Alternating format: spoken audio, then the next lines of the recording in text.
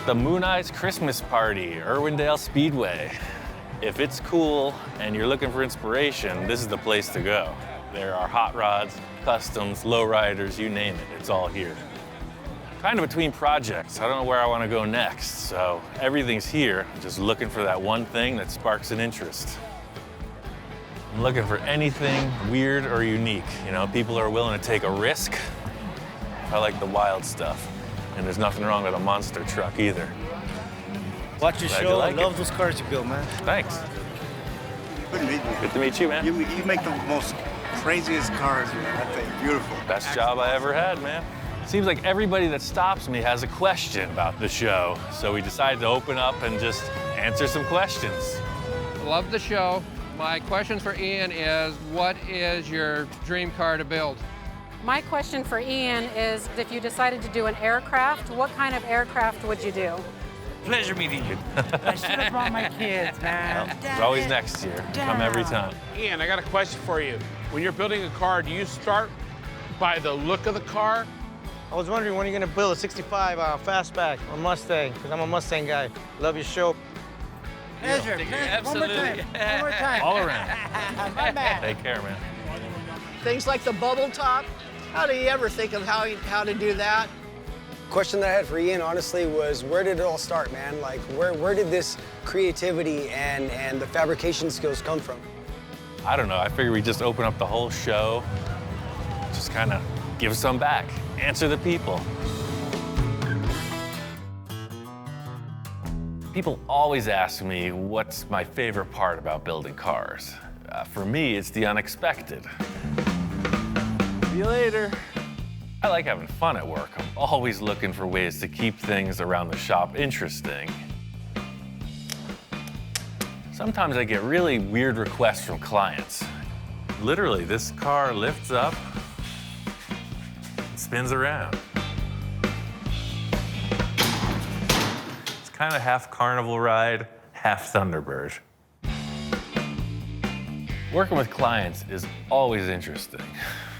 Somehow the word got out that I can build anything, and people are lining up to see that. This is my kind of guy. He's got parts all over the place, a collection of just military stuff. Whoa, so this is like a Jeep front, but it's an It's a M725 ambulance, Vietnam era. like a MASH Jeep.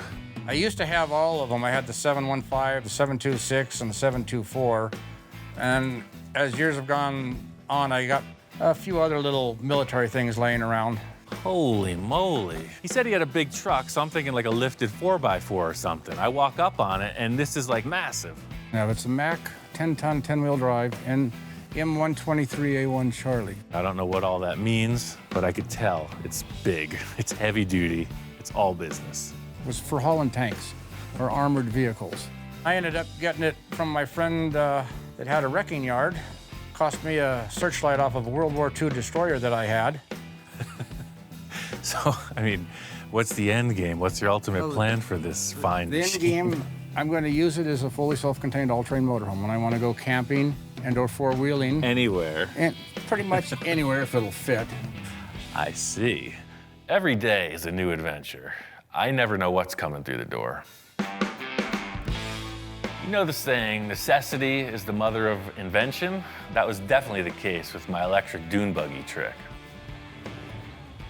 I got two batteries in the passenger seat, a 6-volt and a 12-volt. What it's gonna do is give me the opportunity to choose a low gear and a high gear. I'm not that familiar with electricity. I am literally stabbing the terminal with a big old cable manually. Right-hand drive, ting. So we got a low gear, right? 6 volts. Then quick to 12. And we're off. You know, I really wasn't that nervous. I'm ready to go out at any time, you know. This dune buggy would be a great way to pass.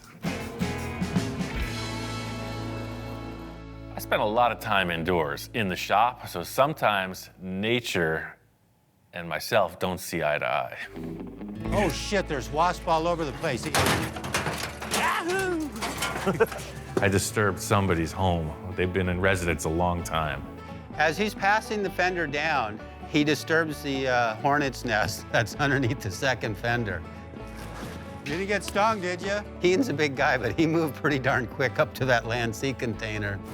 My cat-like reflexes allowed me to avoid utter failure. I totally got shocked, you know? You're just moving along, doing your thing, and then, like, you know, total adrenaline rush. Here they come. Wow! Somehow I ended up on top of the shipping container with a broom in my hand, just reaction.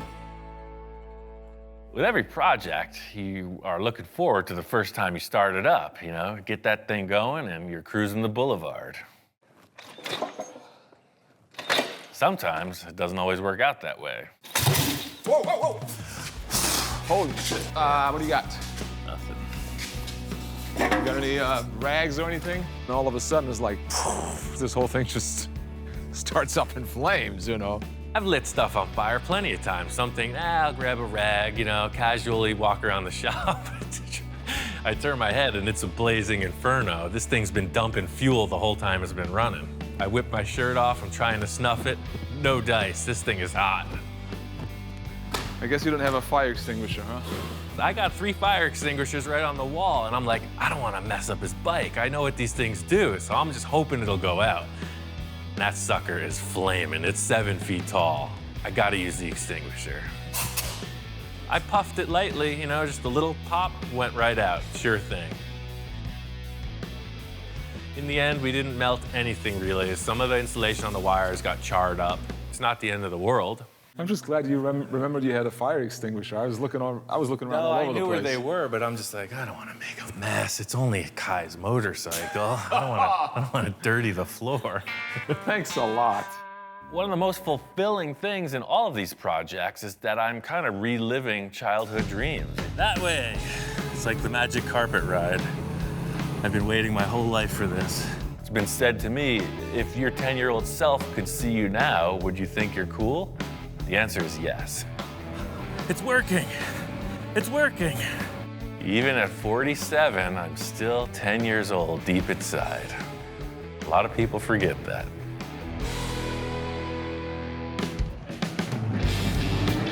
Race cars, that's all I could say. Old cars going way too fast, I'm all about it.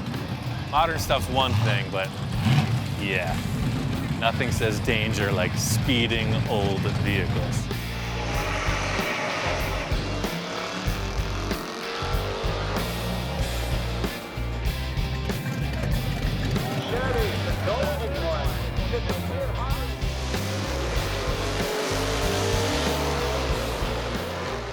My question for Ian is, where do you get your inspiration from?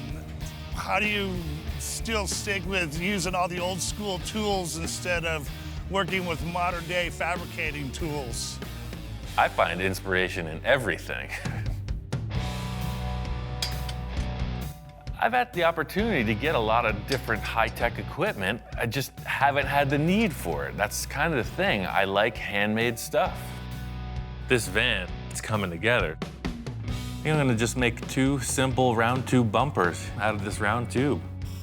Tube bumper is super simple. I'm gonna use the stock brackets, trim them down, bend the tube to fit. It'll just be as wide as the van. So I'll cut it off right there and weld it on. So it'll just be complementary to this center detail. I just put end caps on the tube and sanding them down nice. And that's the story. The whole concept with these bumpers is not like off-road Thrasher tube bumpers. These are just little details that make it look like it's a finished piece. It's pretty simple, right? That took me about 1 hour.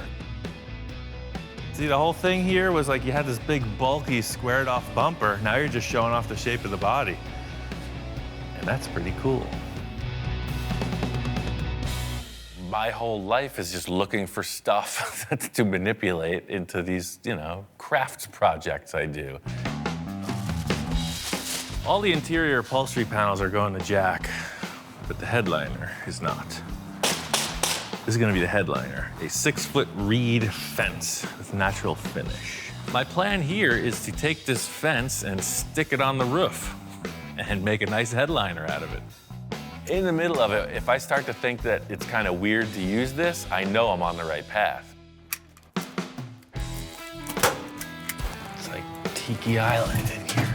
This is oversized, so I'm just gonna kind of creep it forward and trim as I go. Once I got the thing really stapled up to the windshield, I could tell it's gonna work. Okay, now just trim the shrubbery. A little yard work, get the rest of the headliner in. How can you not like this?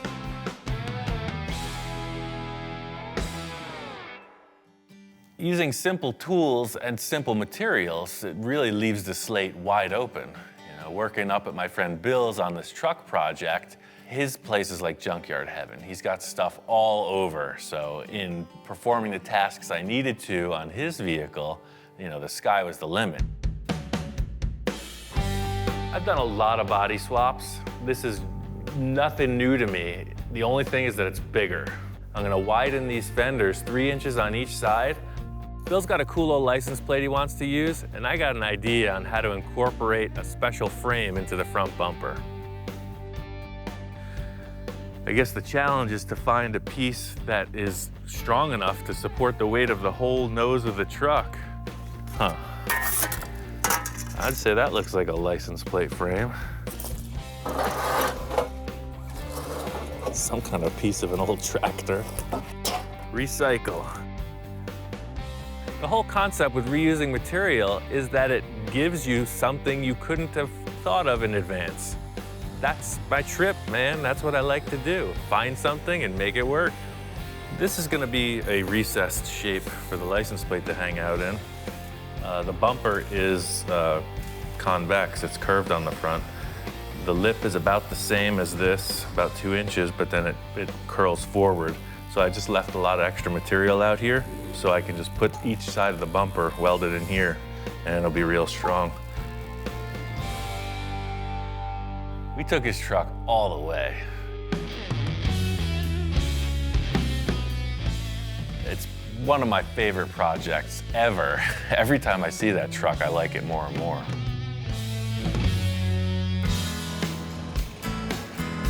The question that I had for Ian was, where did it all start, man? Like, where did this creativity and fabrication skills come from? For the most part, I went to welding school, got certified, and pretty much screwed up everything else until I came up with something good. That's the thing. I learned by failing. I screwed up a lot of stuff. Metalwork has always been my main thing, but you can't finish a car on metalwork alone. So every aspect of car building is pretty much self-taught. I've done a lot of reading, I've done a lot of watching professionals, and I just kind of twist it in my own way. Paint is one skill I've been trying to hone. I think the greatest blessing for me has been in that I've been able to work with some awesome painters, awesome fabricators, and just in being able to watch them at their craft has really upped my game exponentially. For the 70s trike I built, it was a basic fiberglass shape, and I just felt like it needed something to bring out the lines. I got all this Elastirap product from Eastwood. It's pretty crazy stuff. It's a liquid rubber coating that you can spray with a paint gun. So it's a sprayable rubber coating that is either permanent or if you prep the surface correctly, you can peel it off. I think it's gonna be perfect for this trike. I'm setting up a whole series of tape lines that are gonna accent these ridges in the body. I sprayed the whole thing silver, and just like most of the work I do, I stared at it. So that last line comes down like that, and that's there, and yeah, we got it.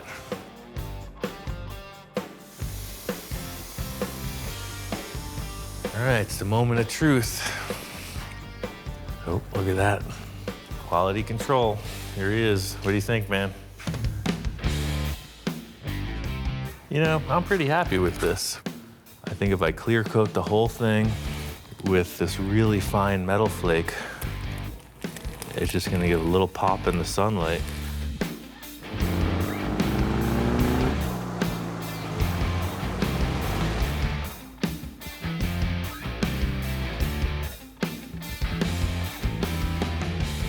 strike paint came out pretty cool, but it just made me want to be even more ambitious.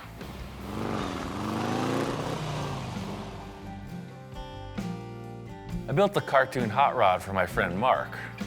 It was based on Johnny Jalopi's drawing, and I knew that I was gonna have to up my paint game to really get the look of those graphics. In an effort to stay true to the drawing, I had a guy who does stickers scan this into his machine and cut them out on his vinyl sticker cutter thinger.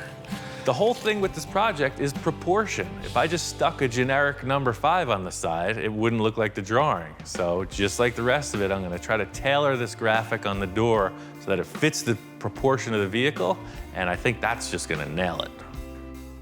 I'm gonna use this template and make a stencil to paint the graphic on the car. It's basically a 3-color design, so I need to mask it off for that. This is the first time I met Johnny Jalopy. You know, he drew the cartoon hot rod, and right away we hit it off.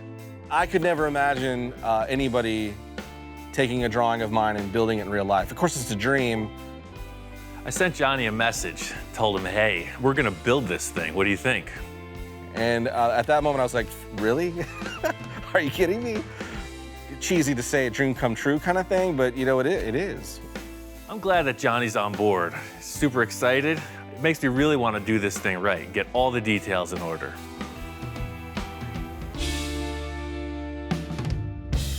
The car turned out great. The paint helped sell the whole concept. Aha. Hey, man. Hey, what's going on? Holy cow. What do you think about that? Kidding. Johnny and I collaborated again. This time was on a personal project for me as the space junkie.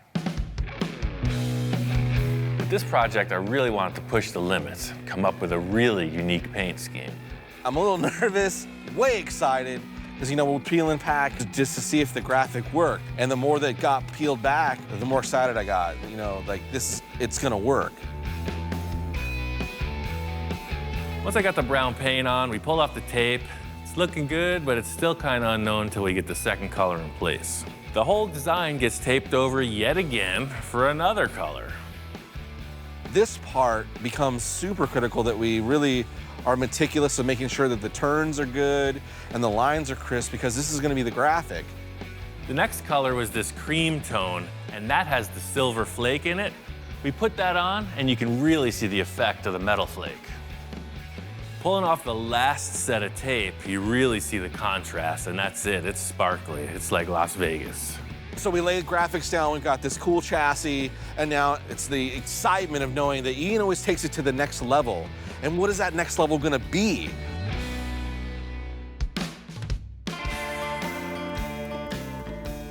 The paint job on that car was the icing on the cake. And I mean, that is what gave it the personal flavor. If we handed off the paint job to somebody else, it would have been a different car. Developing skills aside from metalwork really allows me to personalize every aspect of the build. In everything I've done, it's never looked the way I conceived from the start, and that's what I really like. No matter where I go, there's always one thing that people want to talk to me about. It's this lump. Let's bring the dog. Should have brought the dog. Love that dog, too. I just totally love his dog. When he first showed up, I thought he was going to be like a watchdog, you know, maybe just leave him in the shop 24/7, but that kind of didn't work out, so I'm always debating what his actual role here is. Finally settled on the title of shop inspector. He's concerned. What are you so concerned about? Do I got to give you the pep talk? Well, we do a bit of quality control here, and the dog is giving me kind of the eyes. So he gives it the sniff test, he's smelling the distributor, he's checking the oil, transmission. What do you think? It's gonna be all right? He approves. No? Uh-oh, hold on, something with the transmission. It's like, remember what happened last time? I'm like, I know. On the last project I worked with Mark, he brought down an engine that had some hidden issues. Got bad memories. Now, sometimes there's a lot of judgment bestowed upon me, and you know, he's all love and licks one minute, and he's all criticism the next. You understand? It's pretty simple, but it works. I could see the concern in his eyes. He's got 2 long drool strings coming out of his cheeks, and that automatically is a cause for concern. And then he's given the shifter in the eye. You're not impressed. You're concerned? It looks unsafe? Don't drool on the primer. He's just checking out the block sanding. He's not very impressed. It's gonna get better, man. It's all a process. It's like any other car enthusiast, everybody's got their own personal favorites. Seeing what goes on around the shop sometimes, it's a little hard to handle.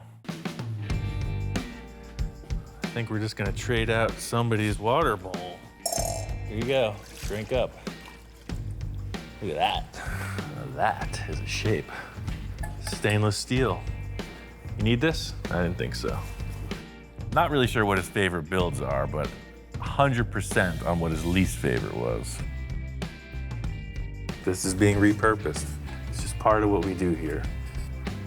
I know, it's your favorite accessory, but look at that. You have that look of detachment in your eyes. It's time to grow up. It's time for a next chapter in his development.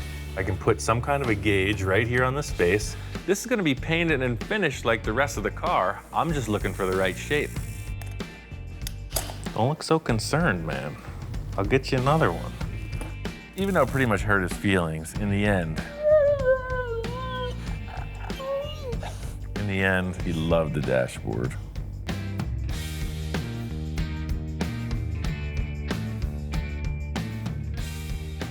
He's not really one for interviews.